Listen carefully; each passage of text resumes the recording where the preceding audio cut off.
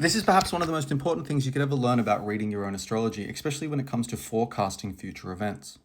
This technique is low-key genius. It won't just help you understand transits, as in astrological forecasting. It'll help you understand the patterns of your life and your aspects, trines, sextiles, squares, yada, yada, yada. Now, forecasting isn't really prediction. It's more like pattern recognition. We call these transit cycles, and it's like understanding the gears behind the motion, not just the moment. In other words, transit cycles tell us the whole story, not just the drama or the climax.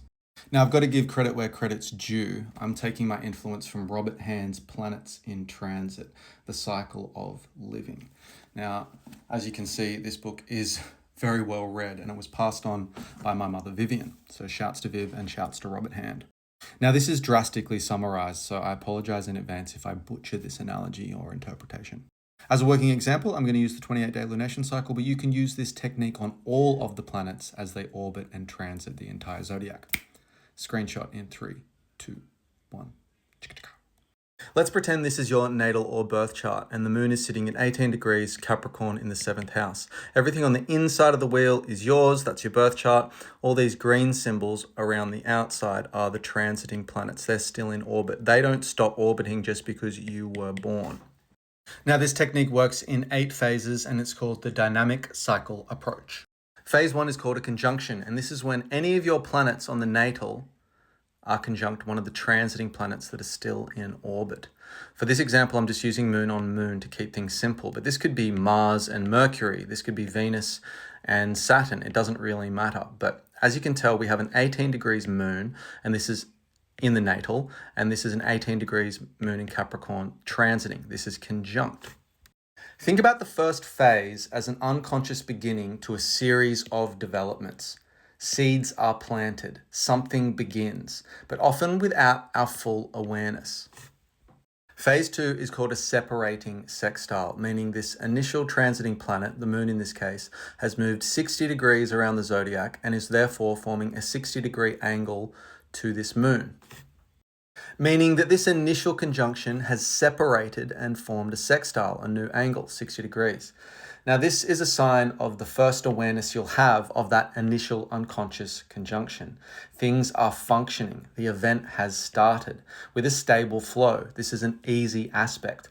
A call to examine your direction and make early adjustments to prevent future conflict. Phase 3 is called a separating square, and you'll have to pretend the moon is actually sitting at 18 degrees of Aries, and that forms a 90 degrees square. This is where tension really enters your psyche or your awareness about this developing event, this developing transit. It could be a crisis, but it doesn't have to be a disaster, and it all depends. Were you able to make that necessary adjustment during the last phase, this separating sextile? Nonetheless, now we're at a square, it's time for choice. Issues are coming to a head, and potential pitfalls of your own ego, your own weaknesses with regards to how you perceive this event could be exposed. But you do need to make a choice. Are you going to continue forward and make the necessary adjustments, or are you going to abandon that strategy and approach it differently? It's a psychological crossroads where the knowledge that you've accumulated, if it's failed, you need to adjust and begin a new internal strategy. In a nutshell, there's 2 faculties of your psyche that are at odds. Things aren't aligned perfectly, and you need to make that adjustment, or you can go on and pretend like it never happened. Phase 4 is called a separating trine. Now the moon has reached 18 degrees of Taurus, Earth. This is an easy, harmonious aspect. Now, trines are 120 degrees and they speak between elements, Earth, and they represent ultimate potential. You can really use this time to leverage or adjust, and you need to pay attention. Now, many people will take this phase completely for granted because it's relatively easy. It's an easy, harmonious aspect. Now, especially if the square's crisis was successfully managed back here in Aries, there might not be much to worry about, but you do need to pay attention. It's a time to review the entire process thus far. Review your past efforts. Either you're preparing to reap rewards or you need to reassess entirely. This is a cautionous tale, this separating trine. Don't persist in fruitless efforts. Failing to see the flaws now will magnify the problem when we get to the opposition later down the line. Now, phase 5 is the opposition, a 180-degree angle. It is the culmination of the event thus far. If your efforts have aligned with the cycle, rewards and clarity emerge. You can leverage success here. This is not the time to become complacent at all. If issues were ignored earlier, consequences hit rather hard now. Regardless, this marks a new beginning, a turning point, and a chance to reset. Now, it's really important to understand that this is actually a new beginning of the cycle. If you haven't been successful in these previous stages or phases, this is basically a fresh start, a new beginning. In other words, and if you haven't noticed by now, the universe has actually given you red flags all along the way. And if you've ignored them this whole time, this is accumulated experience about this event, and hopefully this opposition forces you into learning what you need to learn moving forward. On the other hand, if you've actually questioned your ego and brought your failings into your awareness, this opposition is really fruitful and you'll actually be rewarded for your efforts.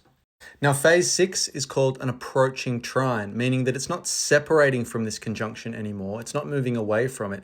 It's actually moving forward after that opposition. And because it's a trine, it's actually 120 degrees again, Earth to Earth, and it represents ultimate potential. And this is the second half of this developing series of events. It's the second half of the cycle.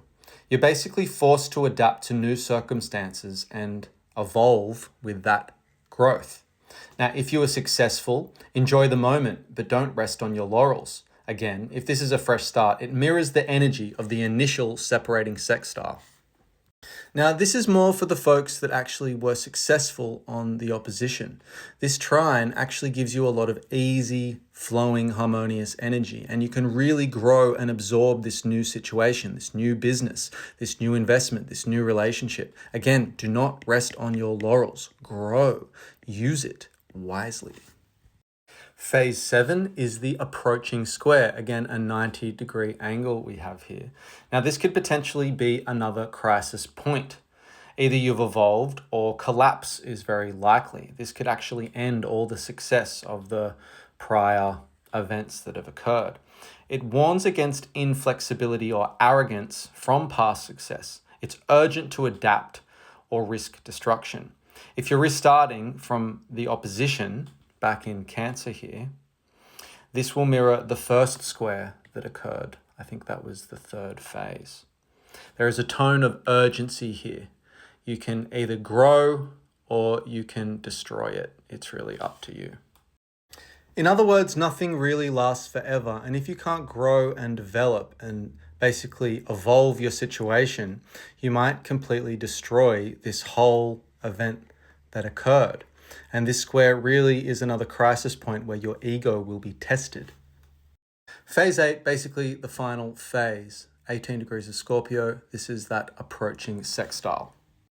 Now, if you were successful in that first phase, you will be preparing for change, a new phase entirely, a new form, a new shape of development is emerging.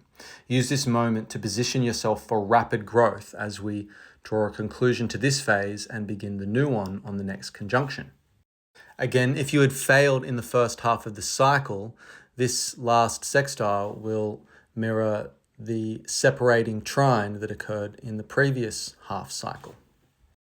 So again, really trying to drill this home. From this initial unconscious conjunction, you may not even realize it happened. The universe flags it all along the way, and you can adapt and question your ego and question the process and refine your skills. And this final sextile is really asking you to prepare for a completely new development to unfold, a new series of developments.